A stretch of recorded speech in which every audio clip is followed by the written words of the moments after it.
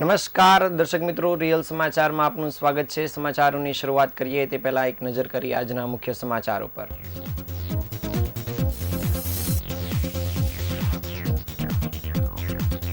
રાજ્ય સરકારના લાગુ કરેલ નિયમોની વિસંગતતાને માટે પ્રી સ્કૂલ એસોસિએશન દ્વારા સુરતમાં વિરોધ પ્રદર્શન કરાયું।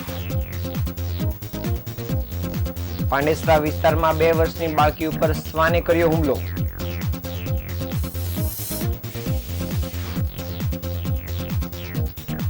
ઉધનામાં રહેતા આધેડની રહસ્યમય સંજોગોમાં ઘરમાંથી લાશ મળી આવી।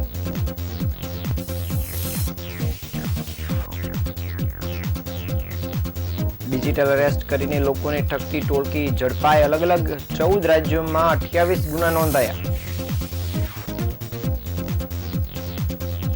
નાનપુરા ડચ ગાર્ડન પાસે પાણીપુરીવાળા પર ચપ્પુથી હુમલો, 3 આરોપીની ધરપકડ।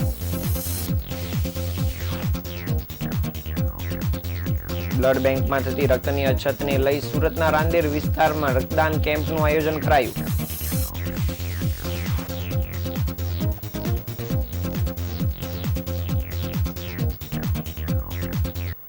સમાચાર વિગતે જોઈએ। રાજ્યમાં ચાલતી પ્રી સ્કૂલને લઈને રાજ્ય સરકાર દ્વારા જે નિયમો લાગુ કરવામાં આવ્યા છે તે નિયમોમાં કેટલીક વિસંગતતાઓ બાબતે Gujarat independent pre school association દ્વારા સુરતમાં વિરોધ પ્રદર્શન નોંધવામાં આવ્યો છે। ગુજરાત રાજ્ય દ્વારા પ્રી સ્કૂલ નોંધણીને લઈને જે નિયમો કડક કરવામાં આવ્યા છે તે નિયમોમાં કેટલીક વિસંગતતાઓ હોવાને લઈને Gujarat independent pre school association દ્વારા વિરોધ નોંધાવવામાં આવ્યો હતો। રાજ્ય સરકાર દ્વારા જે નિયમો ઘડવામાં આવ્યા છે તેમાં જે જગ્યા પર પ્રી સ્કૂલ ચાલુ કરવાની હોય છે તે જગ્યાની બીયુ પરમિશન ફરજિયાત કરવાની હોય છે। આ ઉપરાંત જે જગ્યા પર આ પ્રી સ્કૂલ ચાલતી હોય તેનો 15 વર્ષનો ભાડા કરાર ફરજિયાત કરવામાં આવ્યો છે। આ નિયમમાં ફેરફાર કરવામાં આવે તેવી રજૂઆત પ્રી સ્કૂલ સંચાલક દ્વારા કરવામાં આવી છે અને તેને જ લઈને મોટી સંખ્યામાં પ્રી સ્કૂલના સંચાલકો સુરત કલેક્ટર કચેરી ખાતે પહોંચ્યા હતા। જિલ્લા કલેક્ટર તેમજ શિક્ષણ અધિકારીને આવેદનપત્ર આપીને જણાવ્યું હતું કે બીયુ પરમિશનની જગ્યા પર સ્ટ્રક્ચર સ્ટેબિલિટી સર્ટિફિકેટના આધારે પ્રી સ્કૂલની માન્યતા આપવામાં આવે। ઉપરાંત 15 વર્ષના ભાડા કરારના બદલે 11 મહિનાનો ભાડા કરારથી પ્રી સ્કૂલને મંજૂરી આપવામાં આવે તો સંચાલકોને મુશ્કેલી ન પડે। આ ઉપરાંત ટ્રસ્ટ, નોન પ્રોફિટ કંપની કે અહીં સરકારી મંડળીની સાથે સાથે પ્રોપરેટરથી ભાગીદારીનો ઓપ્શન પણ પ્રી સ્કૂલની નોંધણીમાં કરવામાં આવે તેવી રજૂઆત કરવામાં આવી હતી।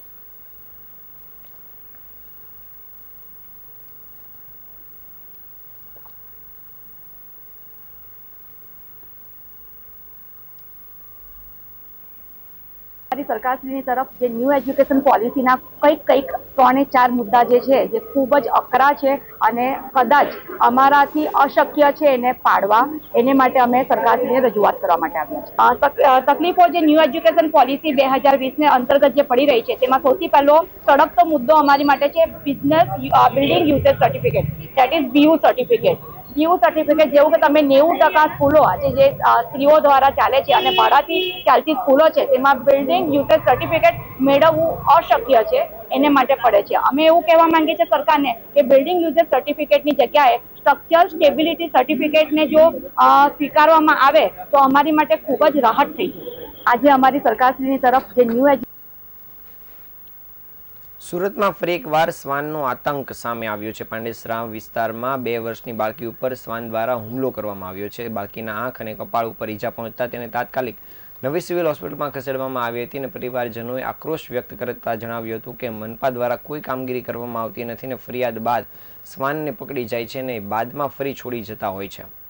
સુરત શહેરમાં રખડતા શ્વાનનો આતંક ફરી એક વખત સામે આવ્યો છે। અગાઉ પણ શ્વાનોના હુમલાની ઘટનાઓ માટે લોકો દ્વારા ભારે આક્રોશ વ્યક્ત કરવામાં આવ્યો હતો, પરંતુ સુરતના પાંડેસરા વિસ્તારમાં કૈલાસ ચોકડી પાસે આવેલ શાંતિ નિકેતન નગર સોસાયટીમાં 2 વર્ષની બાળકી ઉપર શ્વાને હુમલો કર્યો હતો। શ્વાને બાળકીને આંખ અને કપાળ પર ઈજા પહોંચાડી હતી અને શ્વાનના હુમલાને કારણે બાળકીને ટાંકા લેવાની નોબત આવી હતી। આ અંગે બાળકીના પિતા રાહુલ મૌર્યએ જણાવ્યું હતું કે મારી 2 વર્ષની દિશા સોસાયટીમાં રમવા માટે નીચે ઉતરી હતી ત્યારે તેના હાથમાં બિસ્કિટ હતા અને આ દરમિયાન દાદર પરથી ઉતરતી હતી તે તરત જ રખડતા શ્વાને તેના પર હુમલો કર્યો હતો અને તેને નીચે પાડી દીધી હતી અને શ્વાને બાળકીના મોઢા પર અને આંખના પાપણના ભાગ પર બચકા ભરી લીધા હતા, જેથી તેને ટાંકા લેવાની ફરજ પડી હતી। શ્વાને બાળકી ઉપર હુમલો કર્યો હોવાની બાળકીને અમે તાત્કાલિક જ હોસ્પિટલ ખાતે ખસેડી હતી અને રસી અપાવી હતી। તેમણે વધુમાં જણાવ્યું હતું કે સુરત મહાનગરપાલિકાની ટીમને અહીં ફરિયાદ કરવામાં આવે છે, પરંતુ કોઈ કામગીરી થતી નથી. શનિવારે જ શ્વાનને અહીંથી પકડી ગયા હતા, પરંતુ ફરી એક વખત અહીં જ છોડી ગયા હતા. મનપાની ટીમ કોઈ નક્કર કામગીરી કરતી નથી અને અવારનવાર બાળકો પર અને લોકો પર શ્વાનોના હુમલા જોવા મળે છે. ત્યારે મનપાની રસીકરણ અને ખસીકરણની વાતો માત્ર કાગળ પર જ થતી હોય તેવું લાગી રહ્યું છે, કેમ કે વારંવાર શ્વાનોના હુમલાની ઘટનાથી લોકોમાં રોષ સાથે ડરનો માહોલ પણ જોવા મળી રહ્યો છે.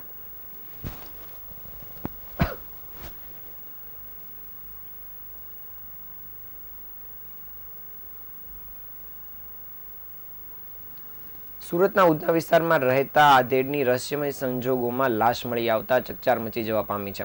પોલીસે આધેડના મૃતદેહને પોસ્ટમોર્ટમ અર્થે સ્મીમેર હોસ્પિટલ ખાતે ખસેડ્યો છે અને પીએમ રિપોર્ટ આવ્યા બાદ આધેડના મોતનું ચોક્કસ કારણ સામે આવશે. હાલ તો સીસીટીવીના આધારે પોલીસ દ્વારા આગળની કાર્યવાહી શરૂ કરાઈ છે. મૂળ બંગાળના વતની અને હાલ ઉધના વિસ્તારમાં રહેતા ઓમ સાંઈ જલારામ સોસાયટીમાં પરમેશ્વર દાસ દીપેન દાસ પત્ની સાથે રહેતા હતા. પરમેશ્વર દાસને છેલ્લા 2 વર્ષથી હાર્ટની બીમારીથી પીડાતા હતા અને પરમેશ્વર દાસ બીમારીને કારણે 2 વર્ષથી કોઈ કામ ધંધો કરતા પણ ન હતા. પરમેશ્વર દાસની પત્ની અન્ય ઘરોમાં જઈ સાફ સફાઈનું કામ કરે છે. ગઈકાલે સાંજના સમયે પત્ની કામ પર ગઈ હતી અને આ દરમિયાન પરમેશ્વર દાસ ઘરે એકલા હાજર હતા. ત્યારે કામ પરથી પત્ની ઘરે પરત આવીને જોયું તો પરમેશ્વર દાસ ખાટલામાં મૃત હાલતમાં જોવા મળ્યા હતા અને આ ઘટના અંગે પોલીસને જાણ થતાં જ તાત્કાલિક ઉધના પોલીસ ઘટના સ્થળે દોડી આવી હતી. જે ઘટનાને પગલે પોલીસ દ્વારા પરમેશ્વર દાસના મૃતદેહને પોસ્ટમોર્ટમ અર્થે સ્મીમેર હોસ્પિટલ ખાતે ખસેડવામાં આવ્યો હતો. હાલ પોલીસે આ મૃતદેહને પોસ્ટમોર્ટમ અર્થે મોકલી તેમજ અકસ્માત મોતનો નોંધ લઈને આગળની કાર્યવાહી શરૂ કરી છે.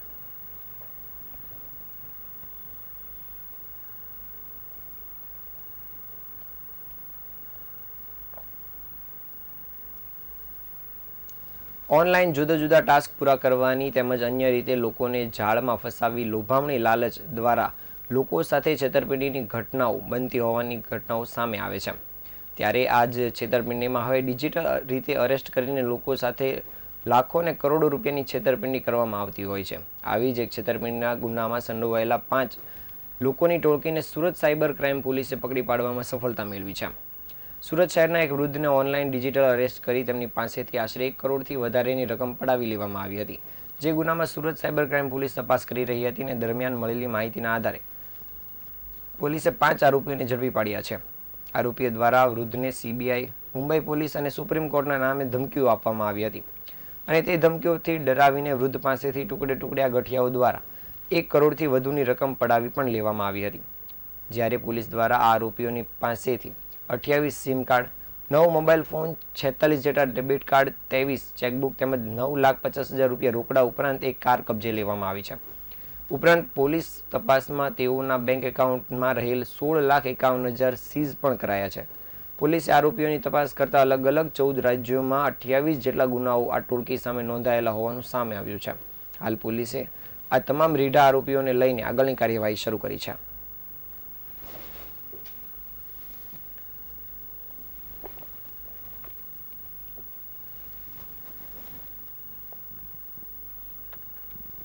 ડાયમંડ સિટી કહેવાતું સુરત હવે ક્રાઇમ સિટી બનવા તરફ આગળ વધી રહ્યું હોય તેવું લાગી રહ્યું છે.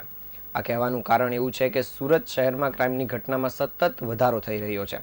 નાની નાની વાતમાં જીવલેણ હુમલાઓ તેમજ હત્યા જેવી ઘટનાઓ સામે આવી રહી છે. ત્યારે સુરતના ડચ ગાર્ડન પાસે 3 શખ્સો દ્વારા પાણીપુરીની લારી ચલાવનાર યુવક અને તેના પુત્ર પર જીવલેણ હુમલો કરવાની ઘટના સામે આવી છે. જો કે આ સમગ્ર મામલે અઠવાલાઇન્સ પોલીસ દ્વારા તાત્કાલિક અસરથી કાર્યવાહી કરી અને 3 શખ્સોની ધરપકડ કરવામાં આવી છે.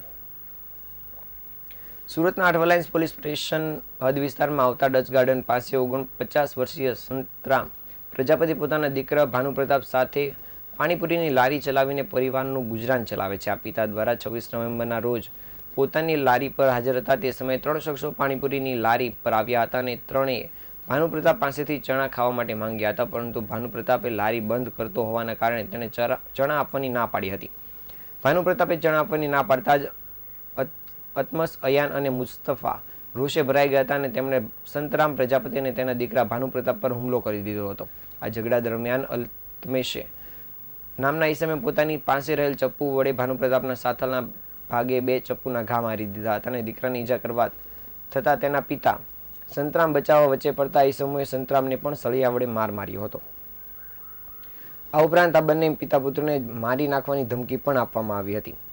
હુમલાની ઘટનામાં ઈજાગ્રસ્ત થયેલ બંને પિતા પુત્રને સારવાર માટે તાત્કાલિક નજીકની હોસ્પિટલમાં ખસેડવામાં આવ્યા હતા.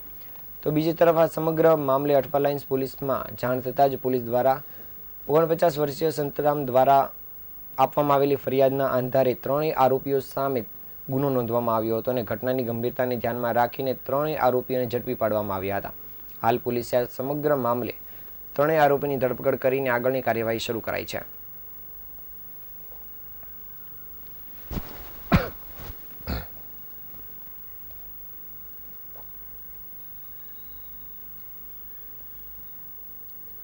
સુરત પ્રકાશ મોબાઈલ અને સુરત મોબાઈલના ઉપક્રમે આજ રોજ રક્તદાન શિબિરનું રાંદેર વિસ્તારમાં આયોજન કરવામાં આવ્યું હતું, જેમાં મોટી સંખ્યામાં લોકોએ ભાગ લઈને રક્તદાન કરીને માનવતા મહેકાવી હતી.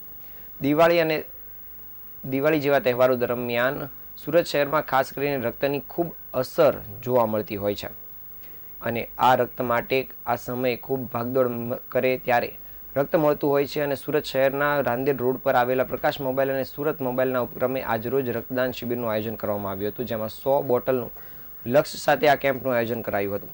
દિવાળી પછી બ્લડ બેંકમાં આમ પણ વેકેશનના દિવસે શહેરીજનો ફરવા જતા હોવાના કારણે રક્તની અસર વર્તાતી હોય છે, ત્યારે આ રક્તદાન શિબિર રક્તદાન કેન્દ્ર માટે મહત્વની સાબિત થતી હોય છે. રક્તદાન કેમ્પમાં માજી વિપક્ષ નેતા બબુભાઈ કાપડિયા, માજી standing chairman Anil Gopalani, advocate અને ભાજપ અગ્રણી એવા આશીષભાઈ સેલર અને પ્રકાશ મોબાઈલ અને સુરત મોબાઈલના સ્ટાફના સભ્યો અને સમાજના અગ્રણીઓ ઉપસ્થિત રહ્યા હતા. આ રક્તદાન શિબિરમાં મોટી સંખ્યામાં લોકોએ ભાગ લીધો હતો અને રક્તદાન કરી માનવતા મહેકાવી હતી, તેમજ અન્ય લોકોને પણ રક્તદાન કરવા માટેનો સંદેશો પાઠવ્યો હતો.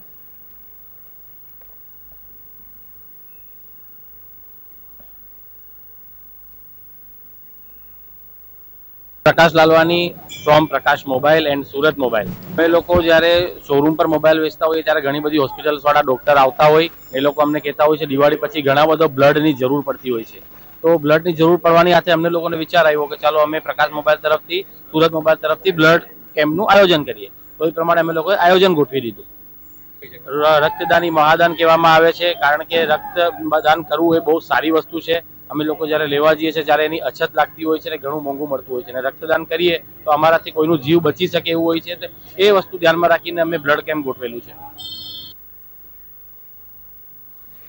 ગત રોજ સુરતના સલાબતપુરા વિસ્તારમાં કિન્નરની હત્યાની ઘટના પ્રકાશમાં આવી હતી, જેમાં પોલીસે ફરાર હત્યાર આરોપીને ગણતરીના કલાકોમાં ધરપકડ કરી છે. આરોપીની પૂછપરછ કરતા જ હત્યા પાછળના ચોંકાવનારા ખુલાસાઓ સામે આવ્યા છે. સંજના કુંવર અને તેમનાથી 11 વર્ષ નાના કિશન જેઠવા વચ્ચે ફેસબુકથી મિત્રતામાં સંબંધ બંધાયો હતો અને બંને 8 વર્ષ સુધી જોડે પણ રહ્યા હતા. તે બાદ મતભેદ વધતા બંને અલગ પડ્યા હતા અને બાદમાં સંજનાએ સાથે રહેવાની જીદ પકડતા જ આ પરિણામ આવ્યું હોવાની ખુલાસો થયો છે. હાલ પોલીસે આ મામલે આગળની કાર્યવાહી શરૂ કરી છે. સુરતના ઉમરપાડા ટેનામેન્ટમાં રહેતી 40 વર્ષીય સંજના કુંવર 2016માં ફેસબુકના માધ્યમથી તેમનાથી 11 વર્ષ નાના કિશન જેઠવા નામના યુવકના સંપર્કમાં આવી હતી, જે બાદ બંને વચ્ચે વાતચીત શરૂ થઈ હતી અને સંબંધો મિત્રતા સુધી વધી ગયા હતા. આ મિત્રતા આગળ જતા પ્રેમ સંબંધમાં પરિણમી હતી, જે બાદ સમાજના કોઈપણ જાતના ડર વગર સંજના કુંવર અને કિશન જેઠવાએ સાથે રહેવાનો નિર્ણય કરી લગ્ન કરાર કરી સાથે રહેવા લાગ્યા હતા. 8 વર્ષ સાથે રહ્યા બાદ અવારનવાર બંને વચ્ચે ઝઘડાઓ શરૂ થયા હતા અને બંને વચ્ચેના મતભેદો ચરમસીમાએ પહોંચ્યા હતા. રોજની જ ખટપટથી કંટાળી કિશન પોતાની માતા સાથે રહેવા ચાલ્યો ગયો હતો અને સંજના તેને પાછા બોલાવવા માટે કાયમ પ્રયત્ન કરતી હતી અને દરરોજના 15 થી 20 જેટલા વિડીયો કોલ કરતી હતી. ઘણીવાર તો સંજના કિશનના ઘરે પણ પહોંચતી હતી. આશરે 15 મહિના અલગ રહ્યા બાદ સંજના સાથે રહેવાની જીદ કરતા કિશને તેને ઘરે રહેવા માટે બોલાવી હતી અને 3 દિવસથી બંને સાથે જ રહેતા હતા. સંજનાની ધમકીથી કિશને એટલો કંટાળ્યો હતો કે આ સંબંધનું સમાધાન કરવાને બદલે હિંસાત્મક અંત લાવવાનું વિચાર્યું હતું, જેમાં સંજનાને આડેધડ શરીરના 20 થી વધુ ઘા મારીને મોતને ઘાટ ઉતારી દીધી હતી.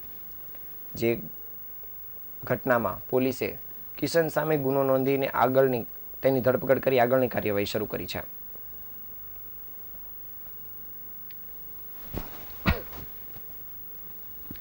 જેલમાં સજા ભોગવતા કેદીઓમાં HIV એઇડ્સ જેવી ગંભીર બીમારીઓને લઈને જાગૃતતા આવે તે માટે નવસારી સબજેલમાં સ્થાનિક NGO અને નવસારી જિલ્લા પંચાયતના આરોગ્ય વિભાગના સંયુક્ત ઉપક્રમે એક ચિત્ર સ્પર્ધાનું આયોજન કરવામાં આવ્યું હતું જે કેદીઓમાં સુંદર ચિત્રો દોરીને પોતાની કલ્પના શક્તિ વધુ મજબૂત બનાવી હતી.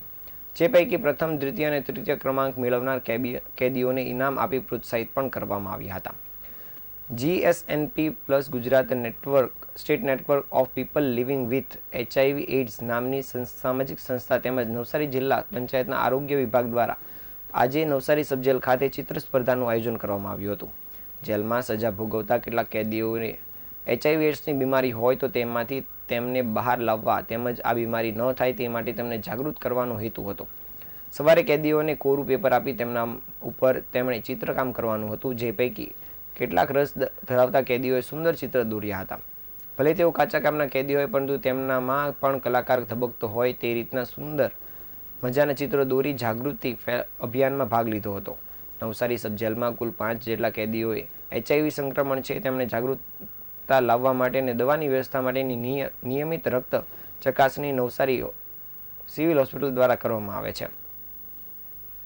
નવસારી જિલ્લા પંચાયતના આરોગ્ય વિભાગમાં HIV/AIDS વિભાગમાં કામ કરતા રાજુભાઈ ગામિતે જણાવ્યું હતું કે આખા રાજ્યમાં જાગૃતિ અંગે કામગીરી ચાલી રહી છે. જેલમાં સજા કાપતા કેદીઓમાં HIV, TB સહિતની બીમારીઓની જાગૃતતા આવે તે માટે પણ આ કાર્યક્રમનું આયોજન કરવામાં આવ્યું છે, જેમાં ચિત્ર સ્પર્ધાનું આયોજન કરાયું છે, જેમાં બધા કેદીઓએ ભાગ લીધો છે અને સરસ મજાનું ચિત્ર દોર્યું છે. જો કે HIV પોઝિટિવ કેસ આવે તો તેમની સારવાર નવસારી સિવિલમાં કરવામાં આવશે. જ્યારે આ ચિત્ર સ્પર્ધા દરમિયાન ભાગ લીધેલા કેદીઓમાં પ્રથમ, દ્વિતીય અને તૃતીય ક્રમ મેળવનાર તમામ કેદીઓને ઇનામ આપીને પ્રોત્સાહિત પણ કરાયા હતા.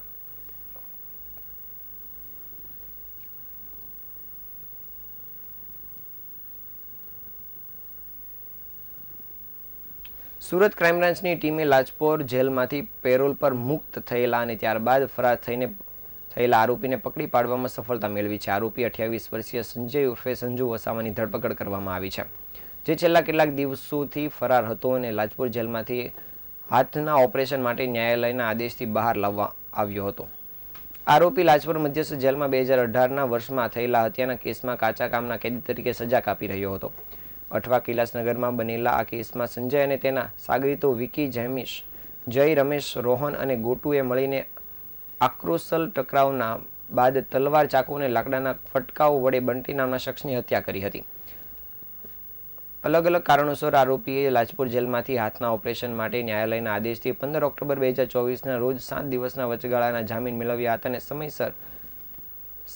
સમયસીમા પૂરી થયા પછી તેને મુદ્દતમાં વધારો કરાવ્યો હતો, પરંતુ 19 નવેમ્બર 2024ના રોજ જેલમાં હાજર થવાના બદલે તે ફરાર થઈ ગયો હતો.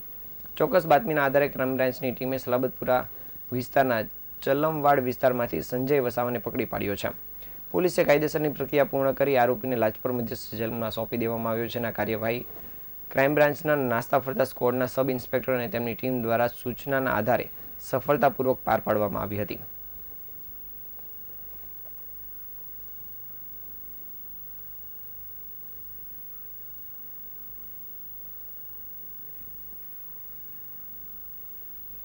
આજના સમાચારને અંતે ફરી એકવાર નજર કરીએ મુખ્ય સમાચાર ઉપર.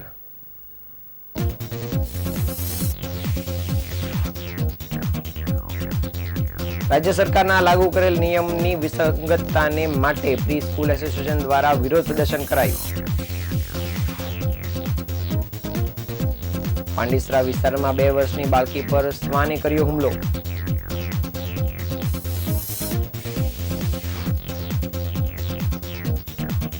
ઉધનામાં રહેતા આદેરની રહસ્યમય સંજોગોમાં ઘરમાંથી લાશ મળી આવી.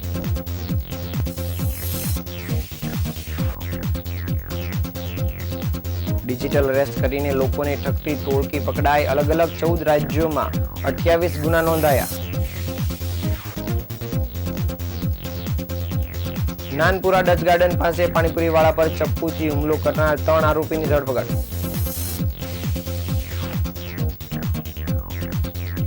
બ્લડ બેંકમાં થતી રક્તની અછતને લઈ સુરતના રાંદેર વિસ્તારમાં રક્તદાન કેમ્પનું આયોજન કરાયું.